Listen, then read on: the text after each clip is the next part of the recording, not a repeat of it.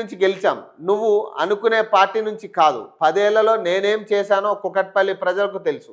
నీ నీ ముఖానికేం తెలుసు? నీలాంటి కుక్కలు చాలా మరుగుతుంటాయి. మరోసారి ఇష్టం వచ్చినట్లు మాట్లాడితే నీ చిట్టా విప్పుతా, నీ వల్ల ఎంతమంది బలయ్యారో మాట్లాడితే బయట పెడతా అని హెచ్చరించారంట. సో ఇప్పుడు ఎలా అయిపోయిందంటే బొక్కలో నెలకలే మాట్లాడుకుంటాయి ఇవన్నీ కూడా. ఇక్కడ ఏమైంది, కవిత ఎవరెవరు దోచుకున్నారు, ఎంత సంపాదించారు, ఆమె ఆమె మన ప్రెస్ మీట్లో మాట్లాడింది. ఇప్పుడు కవిత ఎలా దోచుకుంది, ఎంత దోచుకుందని ఇప్పుడు వీళ్ళు చెప్తాం. అందరూ దోచుకున్న వాళ్ళు ఇక్కడ, ఎవడు మంచోళ్ళు లేడు.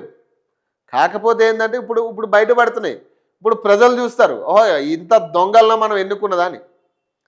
అందరూ దొంగలే, వీళ్ళందరూ కూడా ఆడు దోచుకున్నాడే, వీళ్ళు దోచుకున్న వాళ్ళే, మనకు పెట్టేటోడు ఎవడో లేదని ప్రజలకు ఆల్రెడీ అర్థమైంది.